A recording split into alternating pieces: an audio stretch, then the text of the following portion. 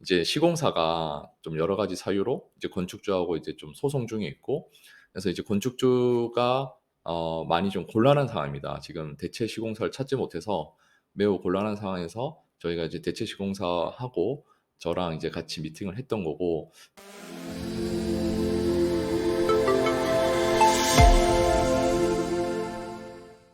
네, 오늘 지금 후암동 관련해서 현장 관련해서 첫 미팅을 했는데, 총 미팅 한 30분 정도 했고, 저희가 오늘 이제 1차적으로 얘기했던 거는 이제 현장 내용. 지금 후암동 현장 같은 경우에 이제 시공사가 좀 여러 가지 사유로 이제 건축주하고 이제 좀 소송 중에 있고, 그래서 이제 건축주가 많이 좀 곤란한 상황입니다. 지금 대체 시공사를 찾지 못해서 매우 곤란한 상황에서 저희가 이제 대체 시공사하고 저랑 이제 같이 미팅을 했던 거고, 요약을 하자면 이 뭐 공사비가 상승한 이유도 있고 그 소장님의 조금 실수도 있는 상황에서 이제 건축주와 좀 마찰이 있는 상황인 거죠. 그래서 어쨌든 건축주 입장에서는 이 시공을 마무리해야 임대를 놓든 매각을 할 수 있기 때문에 지금 남아 있는 잔여 공사를 하는 게 가장 관건입니다. 그래서 소송은 소송대로 진행하고 지금 또 준공은 준공대로 진행을 할 예정이어서 저희가 또 다음 주에 미팅을 하기로 했으니까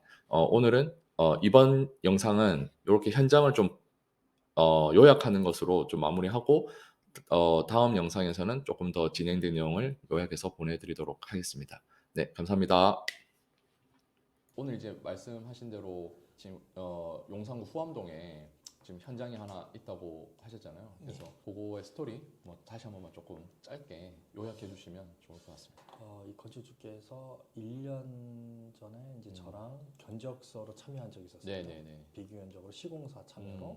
그때 이제 제가 견적에서 안 됐고, 근데 그 전부터 전화를 많이 문의를 해오셔서 네네. 공사 뭐 어떻게 해야 되는지, 시공사랑 계약을 어떻게 이런 걸 좀 많이 물어보셔서 그때 이제 그런 얘기를 많이 해드렸는데, 그러다가 이제 1년 지나서 어느 날 이제 전화가 왔죠. 현장에 문제가 생겼고 시공사하고 타절을 해야 되는데 네네. 그런 고민 요소들이 생기셔서 전화를 네네. 왔다 해서 말씀을 들었고, 그 당시에 이제 제가 조언드렸던 건 가능하면 기존 시공사를 데려가라. 유지를 하시는 게 어떻겠냐. 비용을 조금 더 주더라도. 보전시키더라도 새로운 시공사로 가면 비용이 더 들 것이다. 그게 잘 안 됐었던 모양이에요. 건축주께서 이제 시공사를 찾아가서 몇 번씩 얘기 나누고 했는데 시공사 입장에서는 건축주의 말씀으로만 봤을 때 자기들이 감당할 수 없는 건축적인 어떤 시공에 대한 어려움이 있었나 봐요. 금액적인 어려움도 있지만 그 디테일을 풀어가는데 자기들이 보기엔 비용적으로 그걸 보전시키지 불가능하다. 그다음에 소장을 처음에 잘못 배치한 것 같아요. 그 시공사가 건축주 말로는 그러니까 이게 대형 건설에 있던 소장님이 오셔서 설계적으로 이런 소규모에 대한 걸 한 번도 안 해보셨던 분이 일머리는 아는데 네. 근데 실제로 일을 진행하는데 좀 이렇게 목수 한마디로 골조한테 좀 많이 맡겨서 일을 하다 보니까 그 사람한테 좀 뭐 이렇게 끌려서 가는 통제가 안 되는. 그래서 이제 현장에서 에러도 많이 났고 네네. 처음에 지하를 터파기를 해서 옮기는데 지하 터파기부터 잘못을 했다 그러더라고요. 땅을 잘못 파서 나중에 추후 덮하게 됐고 기초 쳐서 올라가는데 골조 위치 자리를 좀 잘못 처음부터 해서 또 틀어져서 그걸 다시 또 부시고 새로 올리는 그런 과정이 있었나 봐요. 중복 비용이 발생하고. 네, 그래서 그런 경우가 흔하진 않잖아요. 이렇게 흔하지 않죠. 네, 그건 쉽지 너무 않죠. 쉬운 실수인 거잖아요. 네, 그리고 시공 건축주 입장에서는 그 설계 그러니까 시공 소장이 현장 관리 소장이 좀 뭐 문제가 있었다. 그러다 보니까 이제 건축주께서 그런데 타절에 대한 어떤 첫 번째 시공사는 비용을 좀 더 보전해달라. 네. 건축주는 그 비용은 보전 못한다. 네. 당신들이 그래도 제가 이제 그래서 비용을 좀 보전하셔더라도 끝내는 게 더 낫다 지금. 근데도 그걸 가지고 이제 가서 설명했지만 시공사가 이제 자기들이 좀 비용적으로 더 받아야 된다. 그래서 협상이 잘 안 된다. 안 되는 거죠. 그래서 그 이후로 정리가 되면서 거기에 있던 현장의 컨디션은 지하 1층, 1층 정도 골조가 진행된 상태에서 끝난 상태입니다.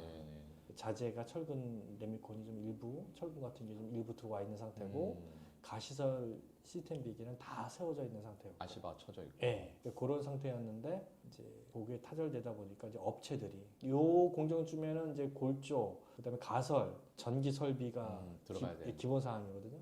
지금 현재는 그 업체들 하나 전부 다 이제 다 빠져나간 상태고, 지금 이제 저희가 다 인수인계 받아서 받았고. 새로운 골조팀, 새로운 전기 설비가 들어가 있는 상태입니다. 그래서 이런 상태 정도면 공정률이 한 몇 프로 정도 됐다고 보시면 처음 15% 정도, 전체 음. 공정률 15% 보시면 되죠. 시작하자마자 15%된 상태에서 지금 멈췄다는 거죠. 그쵸. 이런 거 이제 저희가 미준공 현장이라고 하지 않습니까? 그쵸. 네네네. 예. 이런 현장이 좀 많아지지 않을까라고 그래서 대표님이 좀 이런 걸 더 적극적으로 조금 그렇죠. 좀 위험한 걸 감안하고도 이제 진행을 하려고 하는 상태라고 보면 되지 않습니까? 네네네.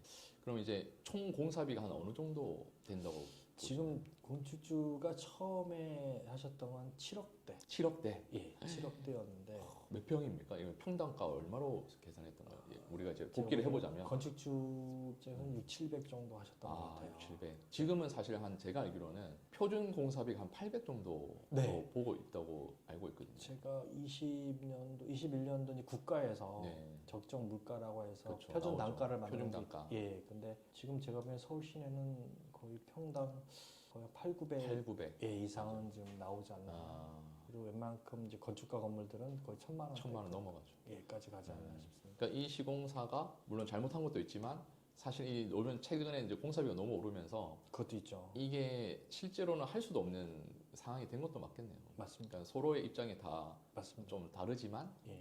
어쨌든 시공사는 그거 다 줘도 못할 상황이고 자기도 실수도 했고 또 건물주는 당연히 그 이상을 주기도 어려운 상황이고 그렇죠. 이런 경우가 이제 앞으로 많이 나오지 않겠습니까? 많이 나올 수 있습니다. 예. 그래서 요거를 제가 이제 보면서 느꼈던 건 결국은 소비자들도 고민이 많이 될 거고 시공사들도 한 번쯤은 고민을 볼 필요가 있다.